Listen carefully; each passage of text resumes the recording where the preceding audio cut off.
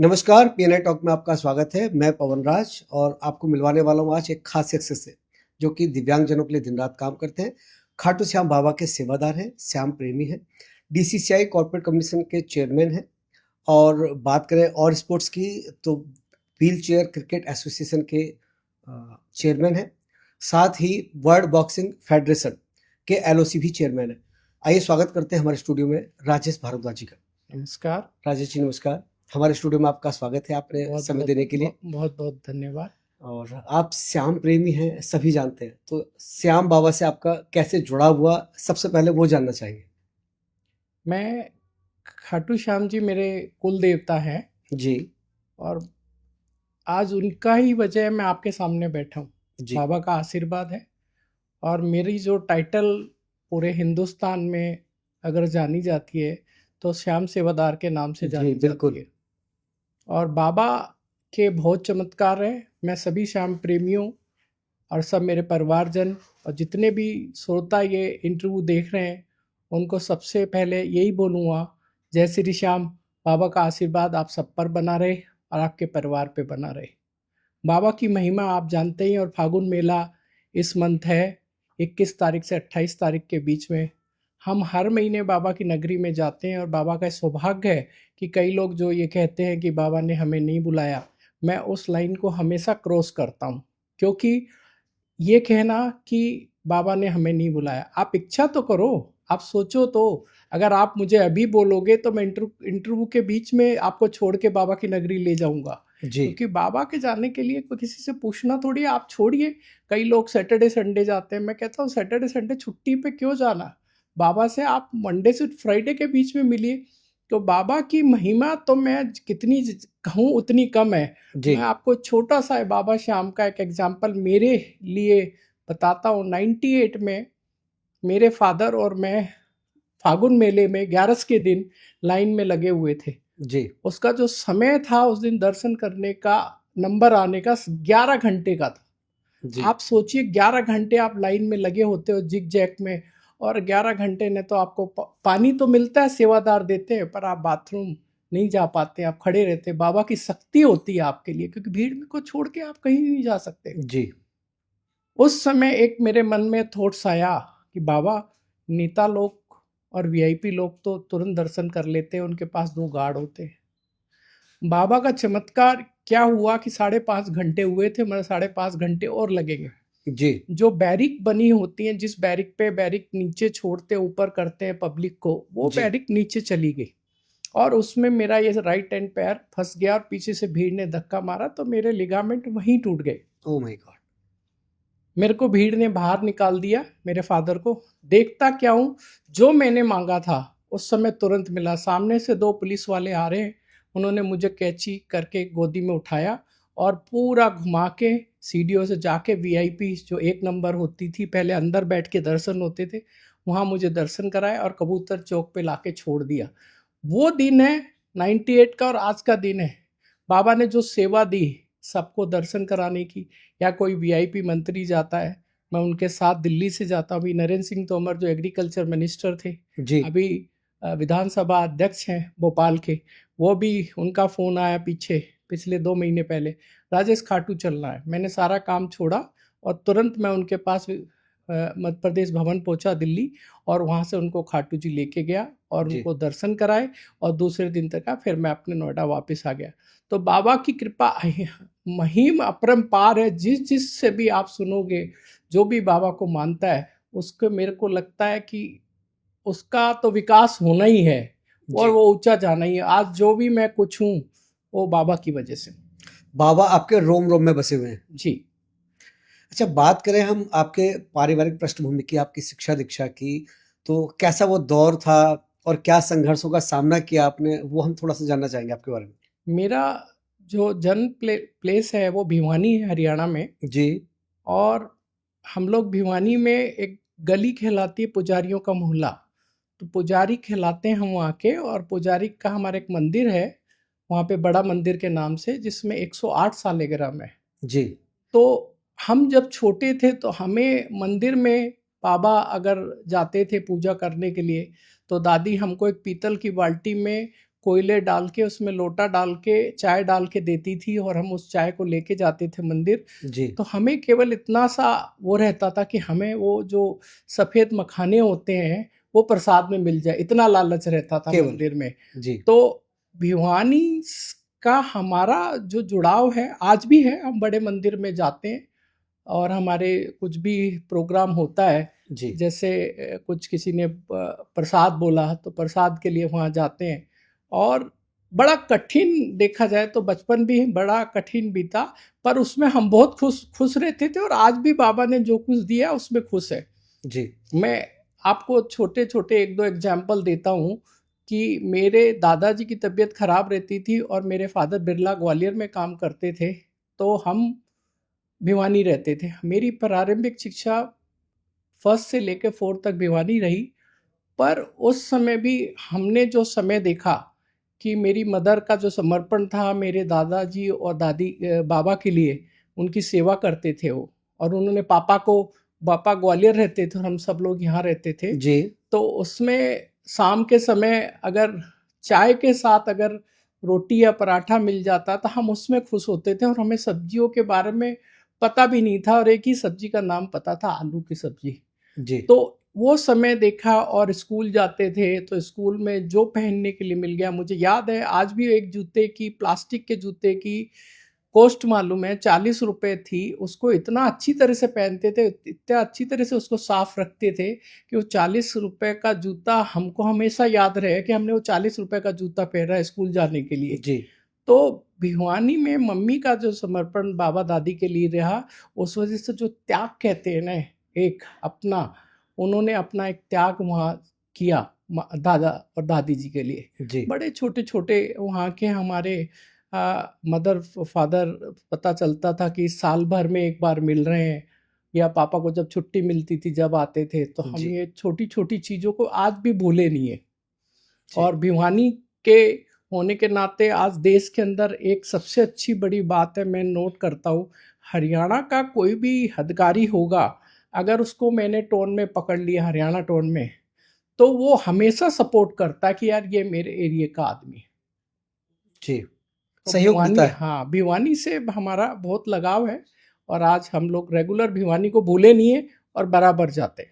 तो बचपन आपका संघर्ष भरा रहा, जी। ये कह सकते हैं। संघर्ष तो नहीं कहूँगा इसको, क्योंकि जो आप लिख के लाए हो अपनी तकदीर में, उसे नहीं बदल सकते। उसको नहीं मिल सकता। स्टार्टिंग आपको स्ट्रगल करना पड़ेगा। आज वो सुविधाएं हैं, आज हमें याद है, आज हमें वो पुराना अगर सब कुछ याद है, तो आज अगर हम उससे बेटर चीज़ें खा रहे हैं या सब सब्जी या फ्रूट खा रहे हैं, उन सब चीज़ों के बारे में मालूम है, तो वो सब उसके उन्हीं की देन है। जी। राजेश जी, अगर हम बात करें आपके व्यावसायिक जीवन की, तो हम्म। आपने व्यवसाय में कब, किन परिस्थितियों में कदम रखा? क्या संघर्ष रहे? किन चुनौतियों का सामना किया? जानना चाहेंगे। जब मैं ग्वालियर मेरी एजुकेशन चल रही थी, तो मेरे फादर ने मुझे, एक दुकान थी यूम एजेंसी जेंद्रगंज में, शुरुआत में उन्होंने बोला कहीं बाहर काम सीखो। तो मैं उनकी दुकान, इलेक्ट्रिक की दुकान थी उनके आइटम की, और एलन गुप्ता जी उसके ऑनर थे। तो मुझे मालूम है कि मैं 3 महीने उस दुकान पे मैंने बड़े लगन से काम किया। वहाँ पे मैं, अगर लड़का नहीं आता था तो मैं उस दुकान की झाड़ू भी लगाता था और चाय भी लेके आता था। वहाँ चाय दुकान पे नहीं बनती थी, बाहर एक रोड से जाओ आप कैथली लेके, दैनिक भास्कर लेन थी जहाँ दैनिक भास्कर प्रेस थी, उसमें जाके वहाँ चाय बनती थी और उस कैथली में चाय लाके कप में डालना, फिर कप अगर जूठे हो गए तो उनको साफ करना। काम करने के लिए आपको कभी शर्म नहीं होनी चाहिए, जब भी आप आगे बढ़ सकते हो। तो मेरा जीवन उस समय, झाड़ू लगाते भी मैं शर्म नहीं आती थी। जब मैंने फादर को बोला उनको कि पापा इनको बोलिए मेरे को 3 महीने हो गए, कुछ तो दें। तो जब पता लगा कि उन्होंने मुझे, जो मैं टेम्पू से आता था हजीरे बिरला नगर से और जेंद्रगंज तक, तो 1 रुपये के हिसाब से उन्होंने मेरे को 90 रुपये 3 महीने के दिए, जी। बस। तो मेरे को उसमें भी खुशी थी। आने वाले समय के अंदर जब मैं थोड़ा-सा इंदौर गया, इंदौर भी मैंने काम किया। एक हिंदुस्तान वायर कॉर्पोरेट थी, उसके अंदर मैंने 800 रुपये में नौकरी की और बड़ा संघर्ष से फिर मैं आपका मैसूर लैम्प्स के अंदर मेरी नौकरी लग गई। तो मैं आपका पूरा इंदौर पैदल पैदल घूमता था और 140 दुकान, मेरा रिकॉर्ड है कि एक दिन में 40 दुकान मैंने कवर किए। जी इंदौर के नसिया रोड हो, चपलासिया हो, सब जगह एक एक जगह। तो मेहनत से मैं कभी नहीं घबराया। एक वाक्य है मैसूर लैम्प्स का, जो हमारे ब्रांच मैनेजर थे चौधरी साहब, तो उन्होंने बोला कि तुम खरगोन चले जाओ और खरगोन में आप डीलर बनाया। तो मैं वहाँ गया, मैंने स्टडी की कि ये क्यों नहीं बन रहा है खरगोन में डीलर। तो मुझे पता लगा कि वहाँ की नगर निगम में ही खाली सूर्य रोशनी के बल्ब लगते हैं, केवल एक ही ब्रांड यूज किया जा रहा है। किया जा रहा है। और क्यों किया जा रहा है इसका नीचे तक मैंने जब पहुंचा, मैं एनालिसिस किया, तो मैं 3 दिन एक होटल में रुका। उसमें मुझे याद है होटल में पार्टीशन था, मतलब बगल का अगर आदमी कुछ कर रहा हो तो दूसरे रूम में आपको आवाज़ सुनेगी। वो मंदिर के पीछे था और मैं मंदिर सुबह जरूर जाता हूँ, तो मंदिर गया, मंदिर करके फिर वापस गया। जब वापस गया तो फिर मैंने मार्केट की स्टडी की, तो पता चला 8 से 10 दुकानें थी खाली बिजली की। मैंने सबसे बार बार बोला कि आप मैसूर, तो किसी ने मना कर दिया, हम लोग मैसूर लैम्प, जबकि मैसूर लैम्प कर्नाटका गवर्नमेंट की अंडरटेकिंग कंपनी थी जी। उसके DGS&D रेट जो होते हैं, आप अगर कोई हेलोजन 2500 रुपये की ले रहे हैं तो वो मेरे ख्याल से 1200 रुपये की पड़ेगी। बट किसी ने मेरी नहीं सुनी और मैं दिन भर में कम से कम 10 बार राउंड मार के वापस आ गया। फिर वहाँ के कमिश्नर से मिलने की कोशिश की, उन्होंने भी सुबह तक उसके जो असिस्टेंट कमिश्नर थे बैठाया रखा, उन्होंने वो नहीं मिले। आखिर आके शाम को कमिश्नर साहब ने देखा ये आदमी कौन बैठा है। जब मैं उनसे मिला और जाके फिर मैं उनके घर पे मिला, तो उन्होंने मेरे को ऑर्डर दिया। उस ऑर्डर को लेके मैं मार्केट में गया, पर मैंने किसी दुकानदार को डीलर नहीं बनाया। जो मंदिर जाता था वो 555 साबुन के एजेंसी थी, मैंने उन्हें डीलर बनाया। मैंने बोला आप 5000 रुपये सिक्योरिटी दे दीजिए जी, और मैं आपको डीलर बनाऊंगा। तो उन्होंने 5000 दे दिए, डीलर बनाया। और फिर आके मैंने उन्हें बोला कि अब मैं चौधरी साहब, अब मैं जॉब नहीं करूँगा। मैंने फादर को बोला, फादर बोले मेरे कि क्यों, क्या हुआ? मतलब मैंने अब सीख लिया, मैं अपना कुछ करूँगा अपना जी। जब ग्वालियर आया तो ग्वालियर आके मैंने देखा, कुछ चीज़ें समझी। तो वहाँ पे प्रॉपर्टी में टूलेट एजेंसी कोई नहीं थी पूरे ग्वालियर में जी। ये बड़ा संघर्ष का समय था कि मेरे पास साइकिल थी। अब उस साइकिल से मैं एक घर ढूंढता था। पहला वाक्य तो ये हुआ कि वहाँ का इतना टेम्परेचर होता है 49-50 तक, वहाँ का फोर्ट जो होता है वो दिन में तप जाता है, और तपने के बाद में जबकि उस हीटिंग होती है हवा से, तो बहुत ज़बरदस्त लू चलती है। अगर आप उस लू में एक बार बीमार हो गए तो डेफिनेटली आप लंबे समय के लिए जाओगे जी। तो मैं उसकी वजह से 1 बजे जब आता था तो साइकिल बाहर रख के और ऑफिस में अखबार बिछा के अपनी पैंट शर्ट उतार के और मैं सो जाता था। 4 बजे उठ के फिर मैं जाता था। वो दौर भी देखा है? वो दौर देखा, उस दौर के अंदर भी देखा, और उसमें बहुत कठिनाइयों का सामना करना पड़ता था। अब जैसे किसी इंडस्ट्रीज को घर शाम को 4:30 बजे देखना है, तो मैं सुबह ओनर को बोलने जाता था दूसरी जगह कि आपकी आज चाबी लेके आ जाइए, आप 4:30 बजे ये देखने आएंगे, ये इंडस्ट्रीज वाले देखने आएंगे। अब वो इंडस्ट्रीज वाले अगर 4:30 बजे नहीं आए तो फिर आपको साइकिल से बोल के आना कि वो आ नहीं रहे, दोबारा आएंगे। तो ये जो छोटे छोटे संघर्ष होते थे उसमें हमेशा मैं हमेशा मेहनत करके सोचता था कोई नहीं, आज नहीं कल होगा। तो इन चीज़ों को लेके जैसे इंडस्ट्रीज को घर दिलाए, धीरे धीरे सभी इंडस्ट्रीज से मेरे रिलेशन हुए। आप उसका अंदाज़ा नहीं लगाएंगे कि मेरे ख्याल से, मेरे को जो लगता है ग्वालियर में मैं रेंट के काम में 2-1 हज़ार घर मैंने दिलवाए होंगे लोगों को। कम से कम मैं स्टार्टिंग 15 दिन के कमीशन से हुआ था और लास्ट में मैं 1 महीने के कमीशन पे आ गया था। सीएट टायर में मिस्टर GC बग्गा थे HR हेड, जो इंडिया में टॉप हैं अभी HR में, नंबर 1 जी। उनके साथ मैंने काम किया। जब सीएट में कोरिया के लोग आए तो उनको घर दिलाना था, बड़ा टफ था। वहाँ एक अमर सिंह थे HR के अंदर। मैं इसका इसलिए उदाहरण दे रहा हूँ कि आदमी पेशेंस कितना होना चाहिए। उन्होंने बोला आज सुबह आ जाओ, अपन एग्रीमेंट बना लेंगे। प्लांट तक पहुंच गया मैं 10:30 बजे, और पता लगा उन्होंने एक एग्रीमेंट बनाने में, कई लोगों का नेचर होता है, हमको नेचर समझ के काम करना पड़ता है कि आपका नेचर कैसा है। जी तो मैंने उनका नेचर पता था, ये आदमी मेरे को रात को 10 बजे तक बैठाए रखेगा एक एग्रीमेंट के लिए, और वही हुआ। रात के 10 बजे उसने जाके कंप्लीट किया, जब पूरी प्लांट में से पूरा स्टाफ चला गया था, लेबर नहीं स्टाफ चला गया था। धैर्य की परीक्षा थी। धैर्य की परीक्षा तो आपको देनी ही पड़ती है। जी और कॉर्पोरेट से हमको बहुत छोटी छोटी चीज़ें देखनी चाहिए। जिससे भी रिलेशन बना रहे हो उस वो आपके लिए खड़ा रहता है। अब मिस्टर जीसी बग्गा हमेशा, मेरा एक दिन उनसे कहना हो गया कि मेरा आप पास टाइम बना दीजिए फैक्ट्री में आने का, मैं वेट करता हूँ, आपका फ़ोन लगता नहीं, तो उन्होंने मेरा परमानेंट पास बना दिया था, आप कभी भी आ सकते हो। तो आपके रिलेशन थे ना उस फैमिली से, उस जी फैमिली के यहाँ जाना, आपको उनके छोटे मोटे जो काम है उसको करना। एक वाक्या रहा, सीए टायर के फाइनेंस हेड थे मिस्टर नागपाल, जी उन्होंने 7:30 बजे रात को फ़ोन किया, राजेश सिलेंडर ख़त्म हो गया मेरा। तो उस समय सिलेंडर की प्रॉब्लम बहुत थी। जी तो मैं सोचता रहा, फिर बोला चलो घर जाके भाभी को बोला कि आप सिलेंडर निकाल के दे दो, मैं आज आप सब लोगों के लिए पाव भाजी लेके आता हूँ। तो मैंने घर का सिलेंडर जो 2 दिन पहले लगा था वो नागपाल साहब के यहाँ पहुँचा दिया, और अपने यहाँ का सिलेंडर सुबह 8 अच्छा बजे गोडाउन से लेके आया। तो जी इनसे जो जिससे भी रिलेशन है, उन्होंने हमेशा तारीफ की कि राजेश समाज हमेशा खड़ा रहता है। जब मैं उनके लिए खड़ा रहता हूँ तो वो मेरे लिए खड़े रहते हैं।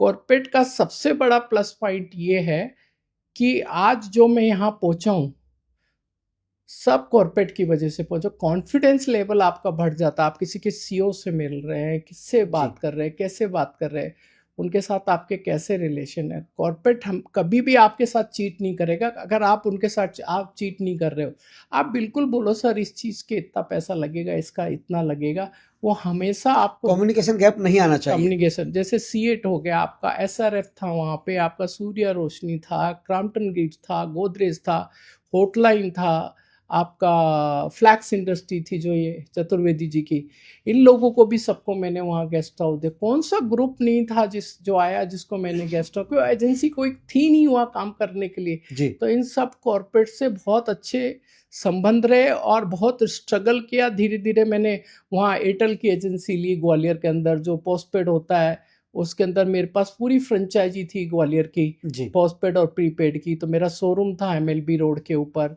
मैंने आरपीजी का भी काम किया साथ के साथ, जो आरपीजी पहले क्या नाम है आपका, आइडिया हो गया, उसका भी, उसमें भी नंबर्स में काम किया कि पोस्टपेड के कनेक्शन कितने 4-5-6 डीलर होते थे, तो उसमें पता चला कि मैंने 800 अकेले ने किए। जी तो टीम को काम ही मोटिवेशन रखता था, पूरा ध्यान देता था। एयरटेल शोरूम का भी, एयरटेल पे तो मेरे पास सारा काम था, आपका पोस्टपेड कनेक्शन पूरा था, प्रीपेड था, कलेक्शन था, रिटेंशन था।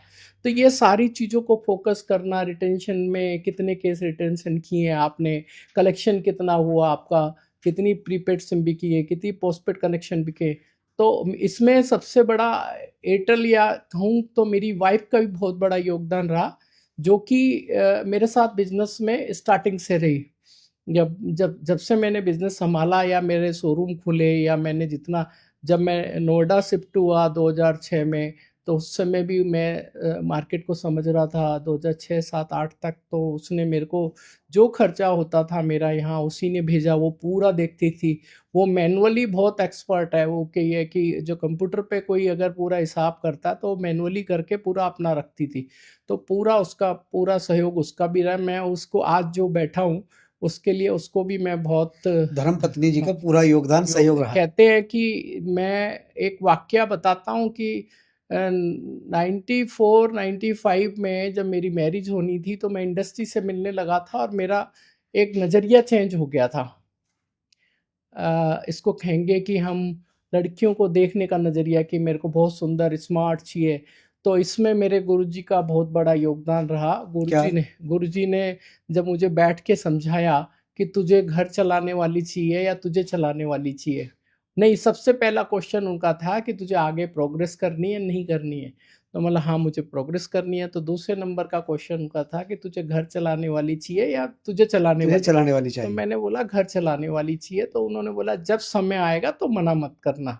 वो समय ऐसा आया कि मैंने किसी चीज़ के लिए मना की नहीं किया। और आज मैं बहुत खुश हूँ इस चीज़ से कि हमारा जो परिवार है 3 लोगों का, मैं, मेरी वाइफ, मेरा बेटा डॉक्टर है जो कि यूएस से उसने एमडी की है और अभी इंडिया आया हुआ है किसी प्रोजेक्ट के संबंध में। जी। तो ये सब श्याम बाबा गुरु महाराज का आशीर्वाद है कि ये सारे संघर्षों के बाद में हम यहाँ पहुंचे। मतलब कुल मिला के ये मान लिया जाए कि चुनौतियां लाख थी लेकिन हिम्मत नहीं हारी राजेश भारद्वाज जी ने। नहीं, जो हिम्मत हार जाते हैं ना, मैं अगर आपको हमेशा हर एक स्टाफ को या कोई भी मिलता है, मैं उसको एक ही बात करता हूँ कि हर चीज़ में पेशेंस की ज़रूरत है।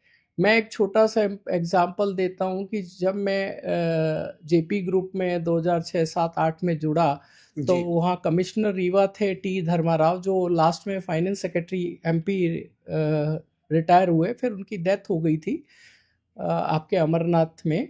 3 आईएएस की डेथ हुई थी। उन्होंने मनोज गौड़ जी को फ़ोन किया था कि राजेश आपसे मिलेगा।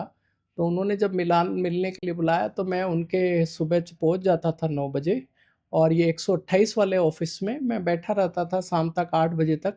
जी। उनके सेक्रेटरी रावत साहब यही बोलते थे कि साहब आपसे मिलेंगे अभी, आप बैठो। मेरे लिए चाय के कूपन भी आ जाते थे, खाने के भी आ जाते। एक दिन हो गया, दूसरे दिन हो गया। दूसरे दिन जब वो उठ के आए तो यही बोले कि हम आपका पेशेंट देख रहे थे कि हमें आप बीच में तो नहीं छोड़ दोगे। राजेश जी, अगर हम देखते हैं आपका राजनीतिक सफर, तो आप काफी लंबे समय से भारतीय जनता पार्टी से जुड़े हुए हैं। तो पार्टी से जुड़ाव और राजनीति की इच्छा आपकी कैसे जागृत हुई और कैसे जुड़ाव हुआ पार्टी से, जानना चाहेंगे। जब ग्वालियर में मेरी एजुकेशन चल रही थी और मैं जब बीकॉम फर्स्ट ईयर में एमएलबी कॉलेज से मेरा हुआ बीकॉम, तो फर्स्ट ईयर में जब मैं कॉलेज से साइकिल से आता था लौट के, तो रास्ते में जयंतगंज में स्वदेश प्रेस पड़ती है जो आरएसएस की है। जी। उसमें जो प्रधान संपादक थे, राष्ट्रीय उपाध्यक्ष प्रभात झा, जो सीतामढ़ी से हैं, जी। और वो आरएसएस के भी थे। तो मेरे को उनसे बहुत प्रेरणा मिली। जब भी मैं उनके पास बैठता था 3 या 4 बजे जाके कॉलेज से, तो 1-1, 2-2 घंटे वो हर एक विषय पे, आध्यात्मिक विषय पे, बहुत सारे विषय पे मेरे से बात करते थे। मैं उनसे बहुत प्रभावित हुआ कि उनका जीवन भी बहुत संघर्ष वाला था। जब वो आए थे मध्य प्रदेश के अंदर, तो मैंने सुना है कि वो दरी बिछा के सोते थे राष्ट्रीय जो भी कार्यालय होते थे जी। उसके अंदर। और फंड्स भी जो उनको मिलता था, उस फंड्स को लिए वो अपने को न लेके सबको कोशिश करते कि जो चुनाव में लड़ रहे हैं उन तक वो पैसा पहुंचे जी। और सही जगह लगे। तो उनसे बहुत प्रेरणा मिली मुझे।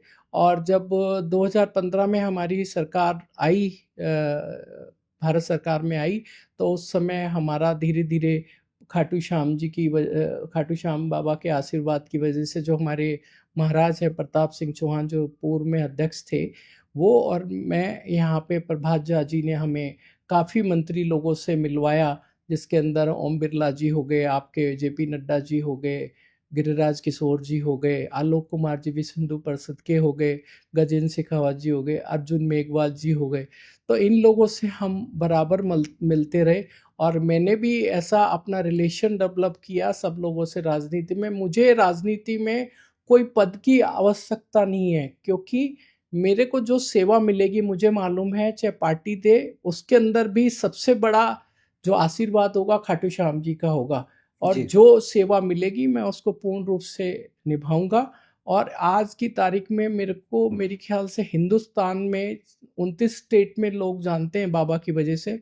और सारा मेरा जो करस्पॉन्डेंस 2015 से है सारे मंत्रीगण को, अगर मैं बात करूं, 163 लेटर, 163 लेटर हर ओकेशन पे, चाहे 26 जनवरी हो, चाहे मेरा बर्थडे हो, चाहे मेरी एनिवर्सरी हो, चाहे दिवाली हो, चाहे होली हो, सब लोगों को, मंत्री लोगों को जाते हैं। और बाकायदा वो मेरा सिस्टम बताया हुआ है, सबको मेल होती है, और बाकायदा सबको कोरियर होती है स्पीड पोस्ट से।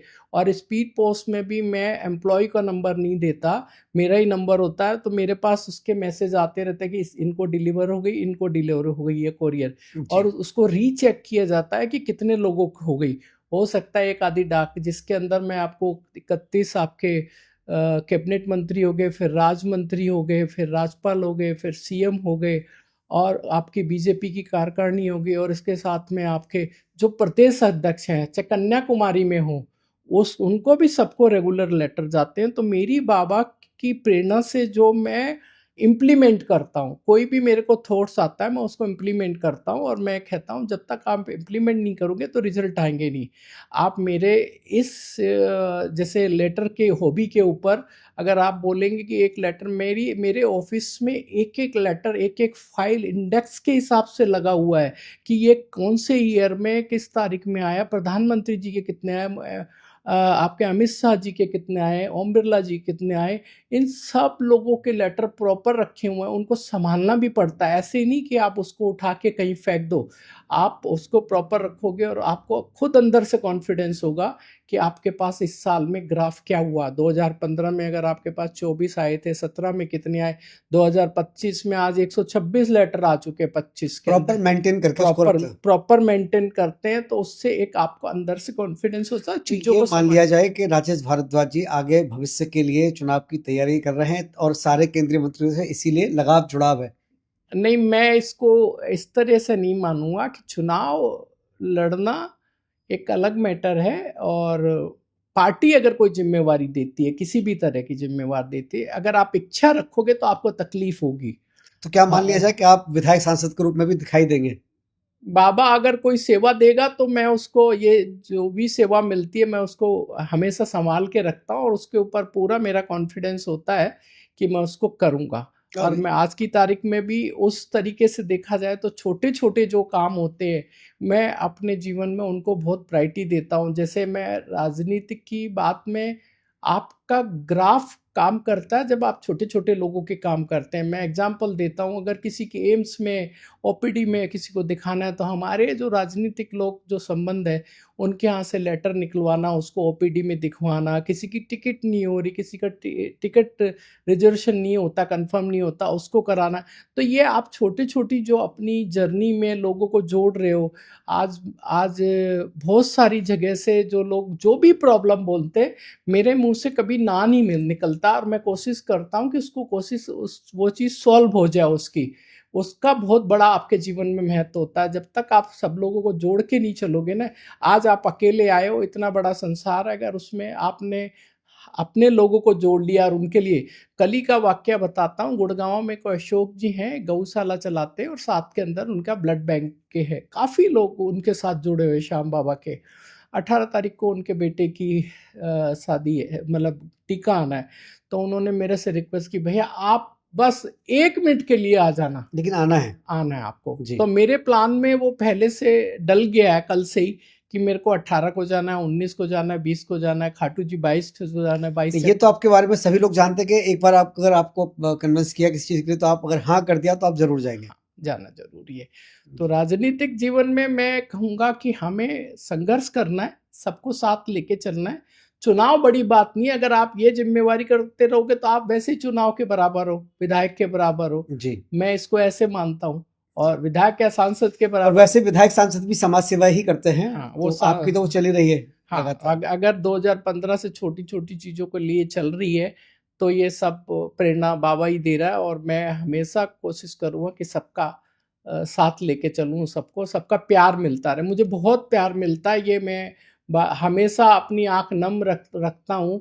कहीं पे भी कोई मुझे बुलाता है या सम्मान देता है, वो सब बाबा की कृपा है, उसके बिना कुछ नहीं हो सकता था। आज जो कुछ भी हूँ सब बाबा की। मैं हर बार आपको हर चीज़ में बाबा को लेके चलूँगा, कि मैं अपना बिजनेस भी करता हूँ तो उसमें भी बाबा मेरे साथ रहते हैं।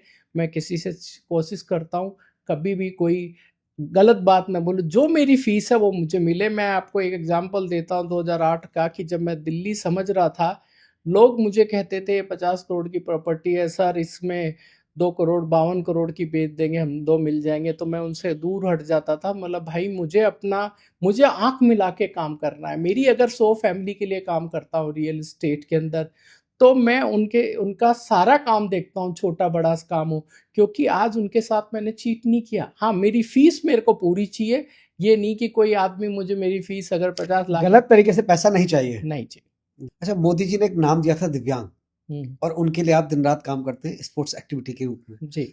फिलहाल आप बीसीसीआई के चेयरमैन हैं, कॉर्पोरेट एंड कम्युनिकेशंस के।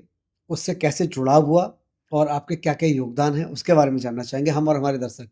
4 जनवरी 2024 को खाटू श्याम जी में जी, रवि चौहान जो हमारे जनरल सेक्रेटरी हैं, जॉइंट सेक्रेटरी हबे प्रताप सिंह चौहान है, वो लोग गए थे। हमारे प्रताप सिंह चौहान जो खाटू श्याम मंदिर के उस समय अध्यक्ष थे, उन्होंने उनको चीफ पैटर्न बनाया डीसीसीआई का। जी, उसी दिन उन्होंने निर्णय लिया कि राजेश जी को एक जिम्मेवारी देते हैं कॉर्पोरेट अफेयर कम्युनिकेशन की, जिसके अंदर की मैं बच्चों के लिए सीएसआर और स्पॉन्सरशिप लेके आऊँगा। जी, ये मेरे लिए बहुत टफ काम था, क्योंकि मेरे लिए नया था। पर दूसरी तरफ अगर मैं झाँकता था तो मेरे को मालूम था कि मेरे कॉर्पोरेट से मेरे को लाना है, कॉर्पोरेट से मेरे रिलेशन अच्छे हैं। उसके लिए मैं कलकत्ता भी गया। मेरे को बाबा की कृपा ऐसी रही कि फर्स्ट डे जिस पार्टी के पास गया मैं, अरुण सराफ है, उन्होंने 25 लाख रुपए इमीडिएटली आरटीजीएस कर दिए। तो वो कॉन्फिडेंस पहला मेरा कॉन्फिडेंस था। उसके जी, बाद में आपका जेपी ग्रुप से मिला। मनोज गौड़ जी जो मेरे बड़े भाई हैं, उन्होंने हमेशा सपोर्ट किया है। मतलब इवन मैं बात करूं, कॉर्पोरेट में अगर इतने अच्छे ग्रुप हों तो इन बच्चों का बहुत भविष्य ऊपर जा सकता है। और जी, मेरी सोच यही है कि इनको विराट और रोहित की जो फैसिलिटी मिलती है वो इनको मिले।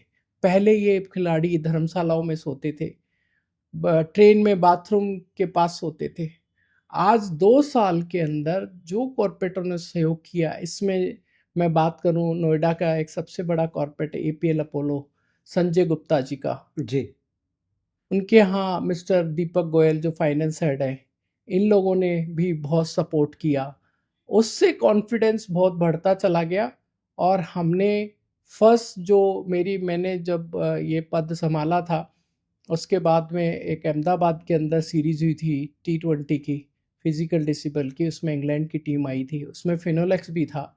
और मैं एक तारीफ करूँगा, एक ग्रुप और है जो पृथ्वी जिंदल जी की लड़की है, सीनू जिंदल, जो स्वयं फाउंडेशन चलाती हैं। जी, वो हमें हमेशा पुराने समय से, मेरे आने से पहले से भी वो सपोर्ट करती आई हैं।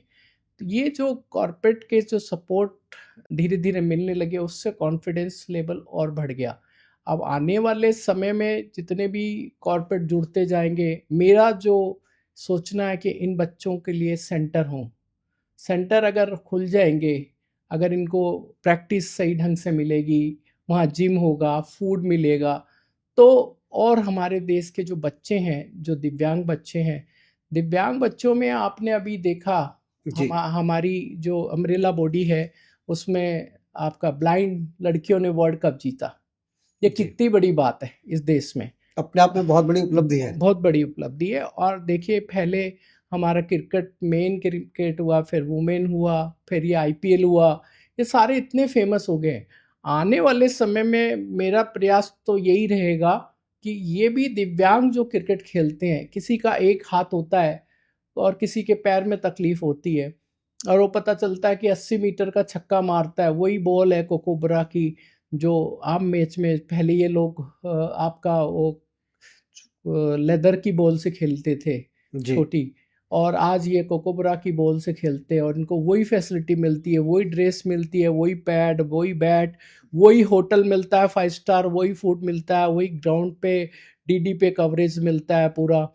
तो ये जो फैसिलिटी, और वही जो एडवर्टाइजमेंट होते हैं मार्केटिंग के, जितनी भी कॉर्पोरेट्स आते हैं, उनके सारे के सारी ब्रांडों के नेम होते हैं ग्राउंड के अंदर, पर क्राउड नहीं होती है। ये सबसे बड़ा यह दुर्भाग्य है जी। हमारे इन देशों, इन बच्चों इन को बच्चों प्रमोट के लिए करने के लिए, प्रमोट हौसला कर। बढ़ाने के लिए। हाँ, अब बहुत सारी चीज़ ऐसी हो रही हैं कि हमारे कॉर्पोरेट्स के पास में फंड्स भी उतने नहीं होते हैं।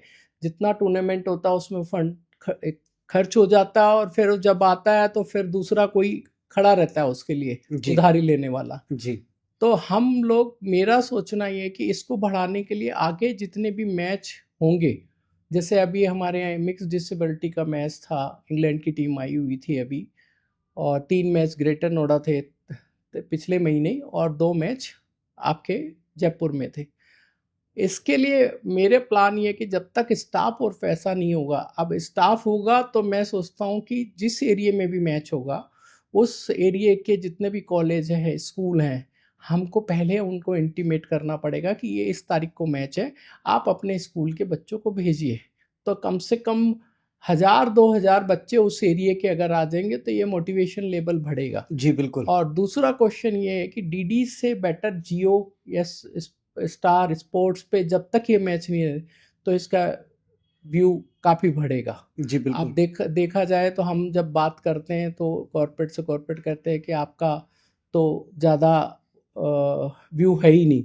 अब जैसे 7-8 मिलियन 9 मिलियन हमारी यूट्यूब या उसके ऊपर है या डीडी पे हुआ, और अगर वहीं पे ही अगर 40 नॉर्मल मैच को 40 करोड़ लोग देखते हैं टीवी पे और 50 लाख लोग स्टेडियम में देते हैं, उसमें ज़मीन आसमान का फ़र्क है। जी बिल्कुल। इस गैप को जब तक हम नहीं बांटेंगे तो जब तक ये चीज़ प्रमोट नहीं होगी, पर प्रमोट बहुत अच्छी तरह से हो रही है। हमको कॉन्फिडेंस है आगे चल के जो दिव्यांगों के लिए जो इतना भी काम हो रहा है, जो फैसिलिटी, और मेरी आदत है कि मैं मॉनिटरिंग करता हूँ जो पैसा आता है कि इतना चीज़ यहाँ लगी, इतनी चीज़ यहाँ लगी, एक एक पैसे का हिसाब रखा जाता हाँ, है, ट्रांसपेरेंट होता फिर है। भी जब मैं आया था तो ऐसे एक आधे शख्स थे जिनको इन दिव्यांगों के जो पैसा उस पर नज़र थी। तो मैंने स्पष्ट हमारी कमेटी को बोला कि ये बंदा अगर रहेगा तो मैं इसमें काम नहीं करूँगा, आप इसको बाहर कीजिए, और वो उसको बाहर भी कर दिया। और मैं अभी जल्दी से, मेरा बाबा के आशीर्वाद से जय शाह जी से भी मेरी मुलाकात होने वाली है, जो हमारे मार्गदर्शक हैं इसके अंदर, जो उन्होंने इसको डीसीसीआई को जो है ना सपोर्ट बॉडी ले रखा है, रिकग्नाइज कर रखा है, जी। और उनका बहुत सपोर्ट रहता है। जब ग्राउंड चाहिए तो ग्राउंड मिल जाता है, और आपकी हमारे को ड्रेस मिल जाती है, बॉल मिल जाती है जब इंटरनेशनल टूर्नामेंट होते हैं। जी। आप जानते हैं कि इंटरनेशनल टूर्नामेंट के लिए आपको सारी अप्रूवल लेनी पड़ती है, बहुत सारी तैयारियां होती है, स्पोर्ट्स अथॉरिटी से भी लेनी पड़ती है, बीसीसीआई से भी लेनी पड़ती है। तो जय भाई इन बच्चों को बहुत बढ़ा रहे। और अभी आपने देखा होगा रिलायंस ने जब एक प्रोग्राम रखा था जिसके अंदर नीता अंबानी ने, जो ब्लाइंड की टीम ने वर्ल्ड कप जीता, उनको 5 करोड़ रुपए दिए जी हैं। बिल्कुल। तो जय भाई ने उस समय बोला था कि हम भी सपोर्ट करेंगे। तो मेरा विषय यही रहेगा जय भाई से मिलने के बाद में, कि आप थोड़ा सा बीसीसीआई से हमें फंड का सपोर्ट कराएं, जिससे कि मेरे को घर घर नहीं जाना पड़े। किसी किसी जगह हमें फील भी होता है कि कई कॉर्पोरेट हाँ कर देते, अच्छे रिलेशन है, फिर भी वो नहीं कर पाते हैं, तो बड़ा दुख होता है कि यार ये इतना बड़ा ग्रुप है, हम इससे जुड़े हुए हैं, ये नहीं कर पा रहे हैं। पर ऐसा लगता है कि जब एक सेल्स में कहावत है कि आप जितनी बार एक दुकानदार को पिंच करोगे जाके, हो सकता है एक दिन ऐसा आए कि वो, मैं आपको एग्जांपल देता हूँ उसका। एक दुकानदार के पास मैं बार बार गया बिजली के, जब मैं मैसूर लैंप्स में था, उसने मना कर दिया, दोबारा गया फिर मना कर दिया। मैंने कह दिया ना तेरे को नहीं है, मेरे को नहीं लेनी एजेंसी, तो तीसरी बार गया, उसने बोला नहीं लेनी। चौथी बार उसने मुझे धक्का दे दिया, कहते तो क्यों आ रहे हो बार बार, धक्का दिया तो मैं गिर गया। फिर उसने उठाया मुझे, फिर मुझे चाय पिलाई, तो मेरा वहां से रिलेशन उससे डेवलप हो गया। जी। फिर वो 5वीं 7वीं बार पे उसने मेरे को अपनी डीलरशिप दे दी।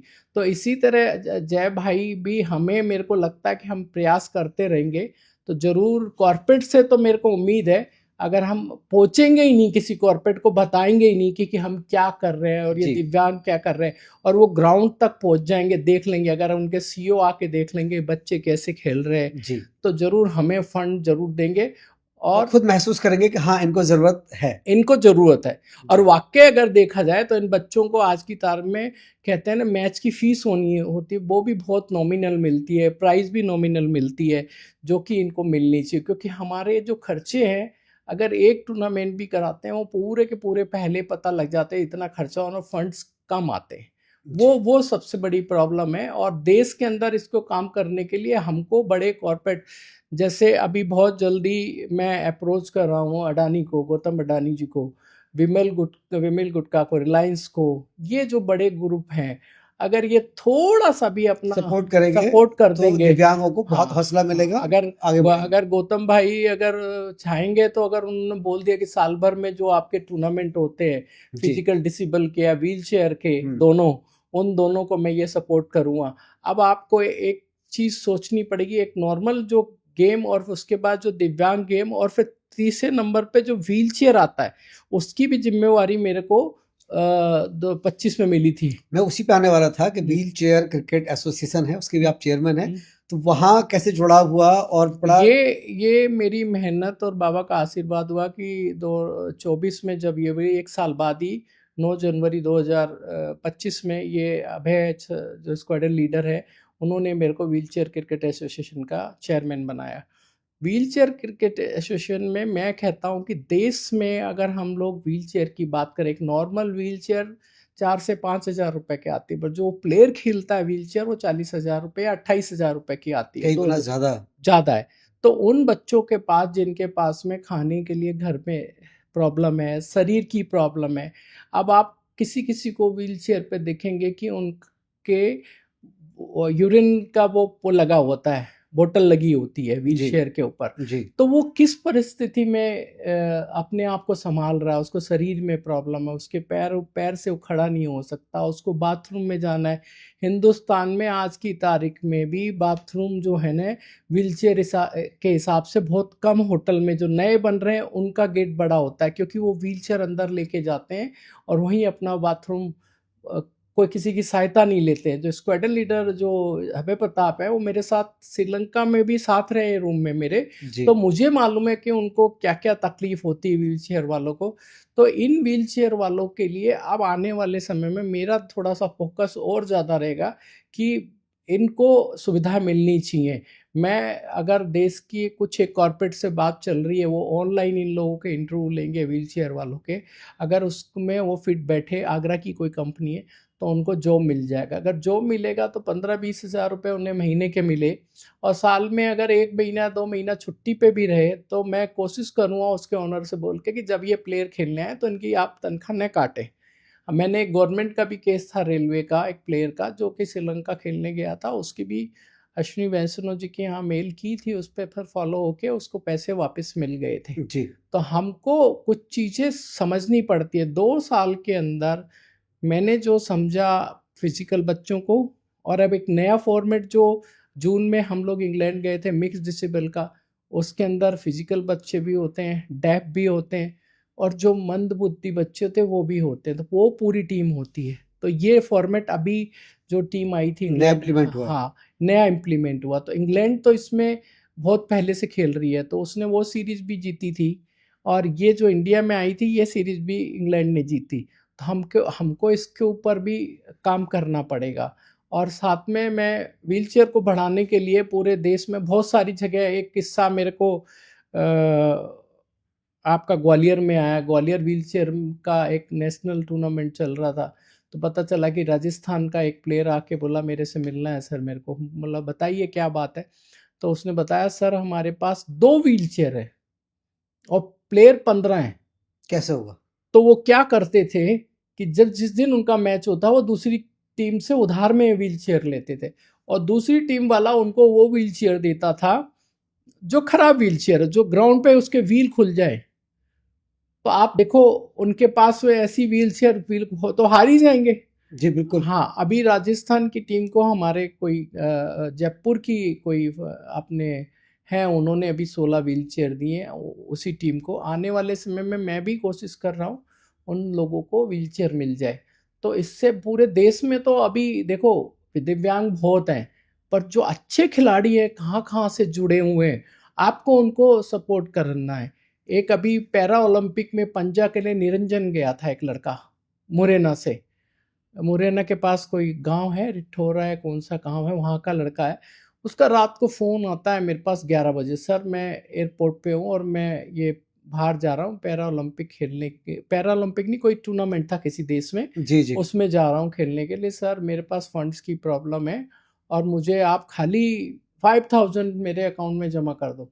तो मैं उसको जानता नहीं था, पर मैंने स्क्वाड्रन लीडर अभय प्रताप को फ़ोन किया कि लड़के ने फ़ोन किया है, क्या करना है? बोले सर ये अपने ही परिचित है, अपने ही एसोसिएट है। मतलब कोई नहीं। तो मैंने उसको तुरंत भेज दिए, और वो जब जीत के आया तो बहुत खुश था और कह रहा था कि बाबा श्याम की कृपा आप पर बनी रहे। सर मैं पैसे वापस देने आता, तो मतलब बेटा कोई ज़रूरत नहीं है। और जी फिर नारायण सिंह जो सामाजिक कल्याण के मंत्री मध्य प्रदेश में, वो भी मेरे बड़े भाई हैं। फिर उनके घर भेजा मैंने उनको मिलने के लिए। तो ये बच्चों को आप बढ़ावा दे रहे होने, तो ये हम में शक्ति दे। मैं तो ये कहता हूँ कि भगवान मुझे इतना और दे कि मैं अपना एक पार्ट निकाल के इन बच्चों के लिए खर्च कर सकूं, और न मुझे को किसी के पास जाना पड़े। जी पर मांग लेना मैं मांगना न पड़े। मैं जय भाई से ज़रूर धन्यवाद करूँगा उनका इस इंटरव्यू के अंदर जय भाई ने जो इन दिव्यांग बच्चों को आगे बढ़ाया, ये जो अम्ब्रेला बॉडी बनाई है, इनको सपोर्ट किया, अगर आज वो सपोर्ट नहीं करते तो ये दिव्यांग बॉडी आगे काम नहीं बढ़ पाती, बिल्कुल बिल्कुल। नहीं बढ़ पाती।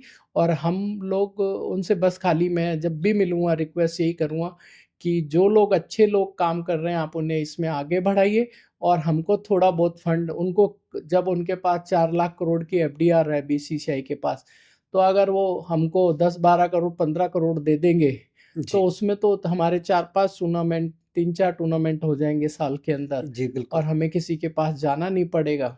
जी। और इसके लिए मैं, वैसे बड़ा मुश्किल काम लगता है व्हील चेयर पर क्रिकेट खेलना, कैच करना, किसी बॉल को उसके पीछे फॉलो करना। आप पवन जी, आप जब एक बार आके इस मैच को देखेंगे, जब आपको पता लगेगा कि वो व्हील चेयर पे भागते समय जब व्हील को घुमाता है, जब बॉल ग्राउंड की तरफ जा रही है 4 रन के लिए, वो कैसे रोकता है, जब व्हील चेयर भी गिर जाती है, जब उसको रोकता है तो नीचे हाथ लगाता तो, जी। और कैसे कैच लेता है, और कैसे वो रनिंग करता है। आप ये सोचिए, आप देखेंगे मतलब तो नॉर्मल क्रिकेट में भी कैच नहीं कर पाते हैं, जबकि व्हील चेयर पे क्रिकेट खेल रहे हैं और जीतती है टीमें। हाँ, जीतती है टीम। हम लोग श्रीलंका की टीम आई थी इंडिया में, तो जब भी क्या नाम है आपका व्हील चेयर का टूर्नामेंट हुआ था, और हमारी जो यहाँ की पुलिस कमिश्नर लक्ष्मी मैम है वो आई थी, उन्होंने भी बड़ा सपोर्ट किया था। तो मैं रवि एनजी जो ग्रेटर नोएडा अथॉरिटी के जो सीईओ हैं, उन्होंने हमारे को ग्राउंड फ्री दिया था। कुछ कॉर्पोरेट को भी फ़ोन उन्होंने करवाए थे, बट कॉर्पोरेट यहाँ पे सपोर्ट ज़्यादा नहीं करता। हम लोग फॉलो करते रहते हैं कॉर्पोरेट्स को, और फंड्स कुछ नहीं मिलता है। जो हमारे रिलेशन है वहीं पे हमारा फंड्स मिलते हैं। अभी आवास फाइनेंस है जिन्होंने राजस्थान के अंदर हमें ट्रेनिंग सेंटर खोलने के लिए अगले साल में फंड दिए हैं अप्रैल के बाद में। और ये अच्छी बात है कि एक बड़ा कॉर्पोरेट जुड़ रहा है, और वहाँ पे जयपुरिया अकाडमी के अंदर रोहित जलानी जो हमारे हेड कोच है टीम के डिसेबल के, वो वहाँ के मेन हेड कोच है जयपुरिया के, और उनका बड़ा सपोर्ट है वहाँ पे जयपुर के अंदर। जी। तो ऐसे लोग अगर जुड़ेंगे, अब जैसे मैं कोशिश कर रहा रवि एनजी से कोई जगह मिल जाए जिससे कि मैं कुछ बड़े कॉर्पोरेट्स को ऑफर करूं कि आप यहाँ सेंटर बना लीजिए, एक ग्राउंड हो पूरा, और बाकायदा बच्चों को सारी फैसिलिटी, स्थानीय लेवल पर सारी सुविधाएं उन्हें मिलती हाँ, रहें। जैसे नोएडा हो गया, जयपुर हो गया, बैंगलोर हो गया, बॉम्बे जी। हो गया। अब अगर आप बड़े लोगों से मिलोगे, और अगर उनको थोड़ा भी थॉट प्रोसेस, मैं कहता हूँ गौतम भाई को आ, तो गौतम भाई तो 5 हमारे सेंटर खोल देंगे हिंदुस्तान में इन बच्चों के लिए। जी। और इन बच्चों को अगर देखा जाए तो 2017 एक्ट है, हरि आपका दिव्यांग एक्ट है सेक्शन 34 में, उसके अंदर 4% इनको जॉब मिलना चाहिए जी। दिव्यांगों को। जी। वो भी अब कितना मिल रहा है, नहीं मिल रहा है, उसकी मॉनिटरिंग होनी चाहिए। उसके भाई आरटीआई में मैं मॉनिटरिंग मैं सोच रहा हूँ करने की, बिल्कुल कि करनी चाहिए। अब 10 अगर 100 आई तो 4 तो नौकरी मिलनी चाहिए, उसमें वो क्वालिफाइड। अभी मेरे ख्याल से मेरे को कल ही कोई बता रहा था कि आईएएस की अभी सिलेक्शन हो, उसमें काफ़ी दिव्यांग लोग अभी आए हैं। बिल्कुल। तो ये अच्छी बात है। और मेरे को, और जो देखा मैंने एक और चीज़ है कि जैसे कोई आईएएस किसी जगह कलेक्टर या डीएम है, वो दिव्यांग लोगों को बहुत सपोर्ट करता है। अगर आप जाके मिलोगे, जब तक मिलोगे नहीं तो कुछ नहीं है। हम अगर 100 कॉर्पोरेट मिल लेंगे हिंदुस्तान के बड़े बड़े 100 मिल लेंगे, तो मेरे को लगता है कि 10 कॉर्पोरेट अगर हमें सपोर्ट करने लगे जी। तो हमारे लिए बहुत अच्छी बात हो जाएगी। हमें फिर कहीं नहीं भागना। अगर मैं तो बार बार यही चीज़ बोल रहा हूँ, जय भाई का नाम पहले बोल रहा हूँ, बाद में गौतम अंडानी जी का बोल रहा हूँ, विमल जी। हो गया, रिलायंस हो गया, जी। ये और जो लोग यहाँ हमें सपोर्ट नहीं, करेंगे। आपका मैसेज जा रहा है और आपकी बात वहां तक पहुंच रही है और आपको बिल्कुल सहयोग मिलेगा, ऐसा हमारा मानना है। अच्छा, एक उपलब्धि और है आपकी, वर्ल्ड बॉक्सिंग फेडरेशन के आप एलओसी के चेयरमैन हैं, तो उसमें आपका जुड़ाव और आपका योगदान क्या है? प्रमोद जी हैं, या जो हमारे सेक्रेटरी हैं, जनरल सेक्रेटरी हैं बॉक्सिंग फेडरेशन के, और जो उसके जो प्रेसिडेंट हैं स्पाइस जेट के चेयरमैन अजय सिंह जी हैं। तो प्रमोद जी ने मेरे को जब आपका लिवरपूल में बॉक्सिंग हुई थी, उसमें मीनाक्षी और जैस्मिन और क्या नाम है आपकी, पूजा रानी, ये तीन चार प्लेयर जब जीत के आए थे, तो प्रमोद जी का इंटरेक्शन मेरे से हुआ। तो उन्होंने बोला यहाँ पे वर्ल्ड कप हो रहा है, इसके लिए मैं आपको लोकल ऑर्गेनाइज कमेटी का चेयरमैन बनाता हूँ। तो उन सब का मैंने एक प्रोग्राम जेपी रिसोर्ट में कराया था, जिसके अंदर कि इन 3-4 बच्चों को जो वो गोल्ड और सिल्वर और ब्राउन जीते थे, उनका सीआरसी जो ग्रुप है, बिल्डर ग्रुप है, कुणाल भल्ला जिसके ओनर है सतीश गर्ग, इन लोगों ने और इनके जो मार्केटिंग के जो डायरेक्टर हैं सलील गुप्ता जी, इन लोगों ने एक प्रोग्राम कराया था। उसके अंदर इन बच्चों का ऑनर किया था और स्मृति ईरानी जी को मैंने रिक्वेस्ट की थी और बाबा श्याम की कृपा से वो आई, बच्चों को उन्होंने सब ब्लेसिंग दी और अच्छा प्रोग्राम रहा, तो मैं उसके अंदर जुड़ा। और फिर वहाँ पे भी यही विषय आया कि प्रमोद जी बोले कि हमको फंड्स आप दिलाइए। तो वहाँ का एक्सपीरियंस मेरा एक डिफरेंट रहा कि जिस कॉर्पोरेट से मैंने बात की, कॉर्पोरेट का कहना था कि हमको क्रिकेट में ज़्यादा इंटरेस्ट है, क्या बॉक्सिंग के। बॉक्सिंग के अंदर एक जो राउंड होता है वो थोड़े समय के लिए होता है और हमारी विजिबिलिटी भी कम होती है। और क्रिकेट के अंदर 50 करोड़ लोग हमारे टीवी पे देख लेते हैं और 50, 60, 70 लाख लोग ग्राउंड पे देख लेते हैं। तो वहाँ हमारा जो भी पैसा खर्चते हैं एडवर्टाइजमेंट कहीं ना कहीं उनको रिकवर होता है उनका। रिकवर होता है। बट बॉक्सिंग फेडरेशन में मैंने ये नोट किया, गवर्नमेंट तो सपोर्ट करती है बट प्राइवेट सेक्टर के अंदर जो इंडस्ट्री या कॉर्पोरेट है, मैं जब इस सब्जेक्ट को लेके गया, 4-5 बड़े कॉर्पोरेट्स हैं नोएडा के, मैं उनका नाम नहीं लेना चाहता। जनरली उनका क्वेश्चन यही था कि हमको बॉक्सिंग फेडरेशन में विजिबिलिटी नहीं मिलती, जबकि क्रिकेट में हम लोग करते हैं तो ग्राउंड पे हमको 40-50 लाख लोग, 70 लाख लोग देख लेते हैं और टीवी पर 50 करोड़ लोग दे रहे हैं, तो वो विजिबिलिटी मिलती है। तो उनका बिल्कुल स्ट्रेट जवाब था कि हम बॉक्सिंग फेडरेशन के लिए कुछ नहीं कर सकते। तो बड़ा इसमें निराश होने की बात नहीं थी, क्योंकि ये मेरा सब्जेक्ट है और इसके अंदर बहुत सारी चीज़ें होती हैं। कई बार क्या होता है कि लंबी टीम ये काम करती हैं, इसके अंदर प्रोफेशनल तरीके से जो कॉर्पोरेट्स के टच करना चाहिए वो काम नहीं हो रहा था।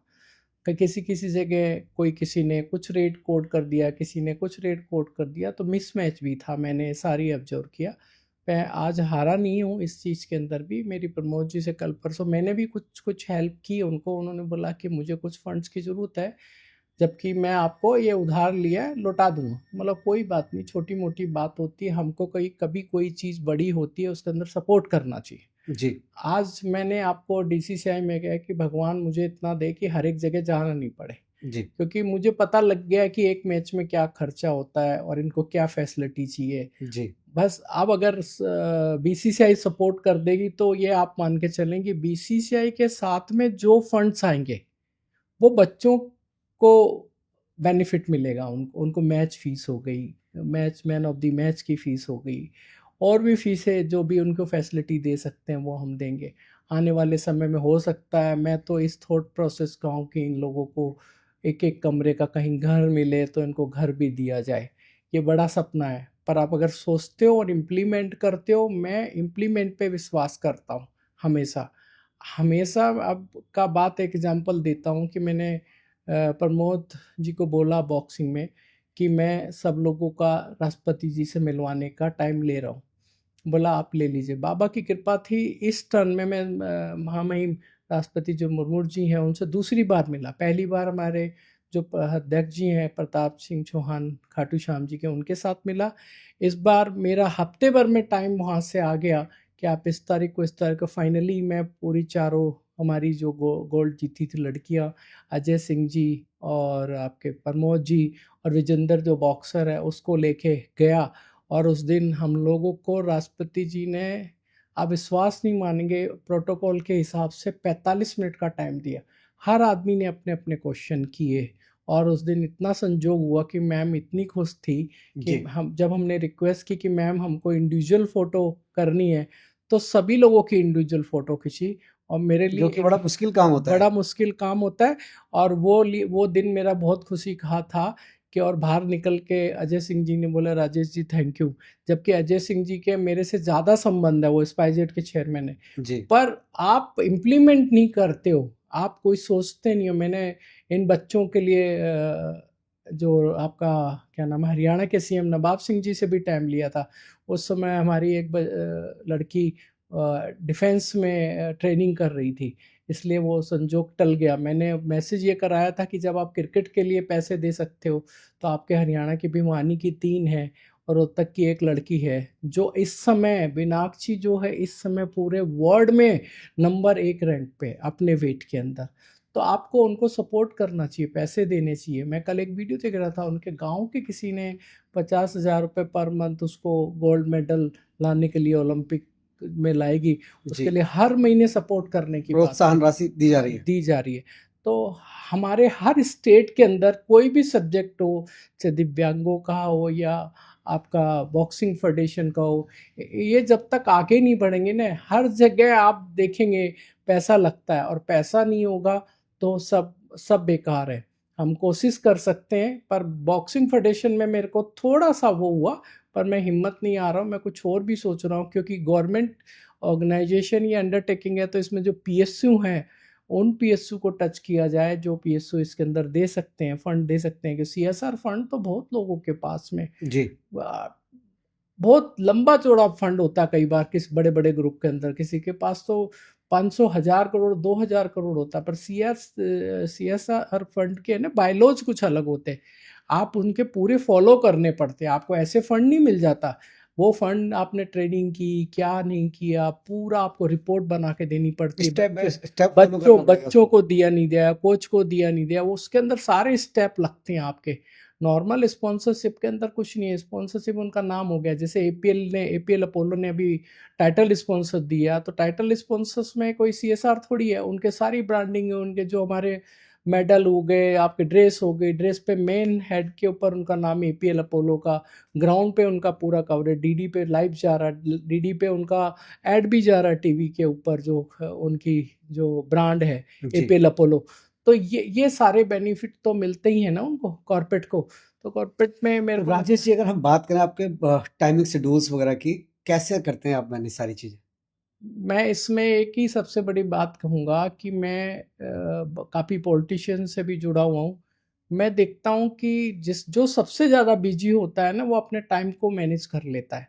तो मैं शुरू से जब स्टार्टिंग में मैं साइकिल से घर ढूंढता था, उसके बाद हमारे पीसीओ हुए, एसटीडी पीसीओ पे बैठता था मैं 6:30 बजे खोल के एसटीडी पीसीओ को, लोगों की कॉन्फ्रेंस कराता था। तो मैं शुरू से ही से पता चला 4:30 बजे उठ के, हाँ, खेड़ापति हनुमान मंदिर ग्वालियर में उसकी आरती डेली जाना, फिर उसके बाद में साईं बाबा मंदिर आरती जाना, फिर मेरे मंदिर के सामने, मेरे ऑफिस के सामने एक दरगाह थी, वहाँ अगरबत्ती जलाना। तो मैं एक ये लेके चलता हूँ कि हर एरिया का एक राजा होता है।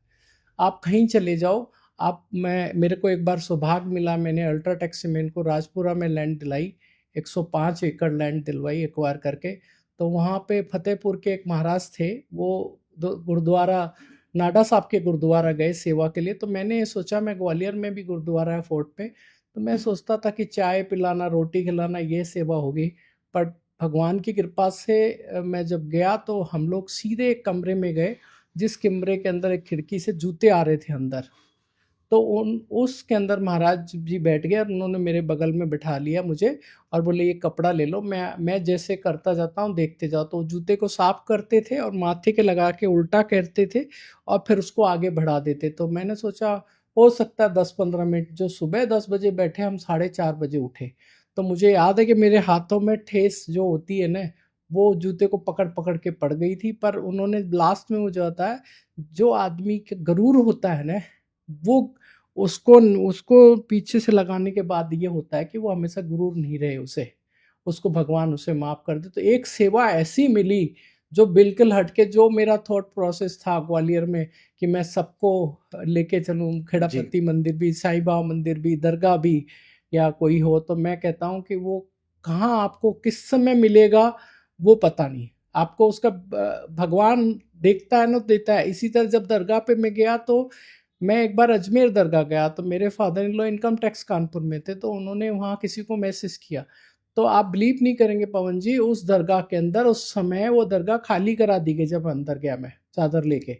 मतलब मैं सिंगल आदमी था। तो मैं उस दिन उसको ये रियलाइज किया कि मैंने वो जो सेवा की ग्वालियर में दरगाह जिसके में, परिणाम है। उसका ये परिणाम है। तो हमेशा मैं लेके चलता हूँ कि ये परिणाम, और कोई गलती होती है तो उसको एक्सेप्ट करना चाहिए, हजार लोगों के बीच में एक्सेप्ट करना चाहिए। और मैं इस थॉट प्रोसेस से चलता हूँ। और टाइम तो मैं पूरा मैनेज कर लेता हूँ। मैं जब लोग सो के उठते हैं उस समय मेरा फर्स्ट फेज खत्म हो जाता है, जी। फिर सेकंड फेज, थर्ड फेज, ऐसे चलते हैं 4 फेज।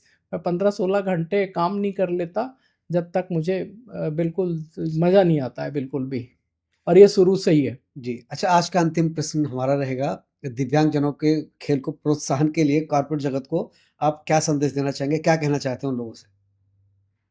देखिए, जो कॉर्पोरेट हमें सपोर्ट कर रहे हैं, पहले तो मैं उन सबका धन्यवाद करना चाहूँगा। जैसे एपीएल अपोलो हो गया, संजय गुप्ता जी हो गए, दीपक गोयल जी जो फाइनेंस हेड है, जेपी ग्रुप हो गया, मनोज गौड़ जी है, मैं उनका धन्यवाद करूँ। सीनू जिंदल जो पृथ्वी जिंदल जी की लड़की हैं, जो स्वयं चलाती हैं, मैं उनका धन्यवाद। सूर्या रोशनी हो गया, राजू सेठ हो गए, जो उनके एमडी हैं, उनका मैं धन्यवाद। सीआरसी के कुणाल भल्ला, सतीश गर्ग जी और आपका सलील सलील गुप्ता जी, इन सबका धन्यवाद करूँगा।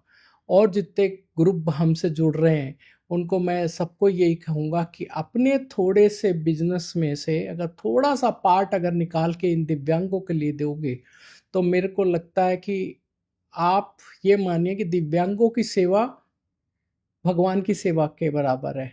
मुझे 2024 के अंदर गुजरात के सीएम भूपेंद्र भाई पटेल ने जो भारत 24 ने एक प्रोग्राम किया था, उसमें मानव सेवा माधव सेवा उसका अवार्ड दिया था।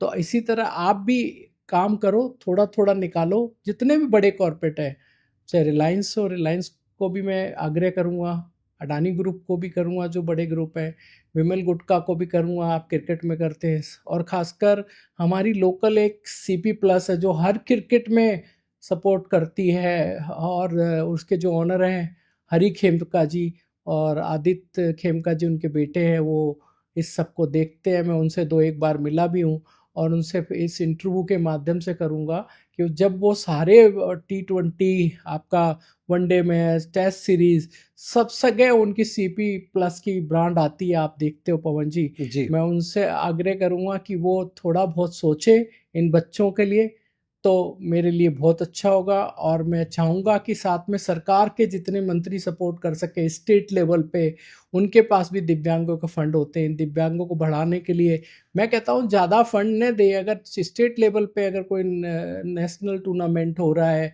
या कोई स्टेट के बच्चे 4 टीमें खेल रही हैं, उनको 5 लाख या 10 लाख दे दिया, वो उसी में ही टूर्नामेंट हो जाएगा। कोई टूर्नामेंट में ज़्यादा पैसा नहीं खर्च होता, क्योंकि न तो वो लाइव होगा, लाइव भी नहीं होना है, बस खाली ग्राउंड पे जाना है, क्रिकेट खेलना है, ग्राउंड उन्हें फ्री मिल जी। जाएगा और सारा काम आराम से चल जाएगा। उसमें मेरे को नहीं लगता कि आप स्टेट लेवल पे भी इनको समझाएं, सपोर्ट करें। और साथ के अंदर एक और मैंने आपको शायद इंटरव्यू में कहा था, 2016 एक्ट 34 में जो 4% जो इनको नौकरी जॉब के मिली लिए जॉब के, प्रावधान है। हाँ, तो उसके लिए मेरा अभी अगला टारगेट होगा कि इन बच्चों को नौकरी अगर मिलने लगी तो मेरे को लगता है कि इनको फिर प्राइज मनी की इतनी ज़्यादा ज़रूरत नहीं होगी, अपना कि जीवन यापन कर सकते हैं सम्मान के साथ। सम्मान के साथ कर सके। जी। इनका सम्मान ही हमारा सबसे, मैं तो इस वर्ड को भी गलत मानता हूँ कि इनको जो दिव्यांग वर्ड दे रखा है ये बिल्कुल गलत है मेरे हिसाब से। क्या होना क्यों? चाहिए? मेरे हिसाब से मैं इस पे कई शब्द स्टडी कर रहा हूँ। अगले इंटरव्यू में मैं ज़रूर आपको बताऊँगा कि हर आदमी एक सा है। आज हमें स्वस्थ दे रखा है, उनको थोड़ी-सी गड़बड़ है, तो आदमी न वो खा भी वही रहे हैं। वो हो सकता है मेरा दिव्यांग खिलाड़ी जो मैं बोल रहा हूँ वो पूजा भी करता हो, सब चीज़ तो वही कर रहा है। तो फिर हम उनको दिव्यांग वर्ड न बोल के, कोई, मैं सोचता हूँ कि ऐसा नेशनल लेवल पे कोई वर्ड हो इन बच्चों के लिए कि आगे से कोई इनको दिव्यांग न बोले। मेरा कहना ये है, मैं इनको दिव्यांग नहीं मानता हूँ। आपकी बात कॉर्पोरेट जगत तक पहुंची होगी, उन्होंने सुनी होगी, शायद इस पे वो कोई निर्णय भी लें। और आपने अपने जीवन के अनुभव साझा किए, भविष्य की योजनाओं के बारे में बताया, उनके लिए हमारी शुभकामनाएं। आपने धन्यवाद। कीमती समय दिया, धन्यवाद। जय श्री श्याम, जय श्री श्याम, जी। जय श्री श्याम। और दर्शकों से कहना चाहूँगा, देखते रहिए पीएनआई टॉक।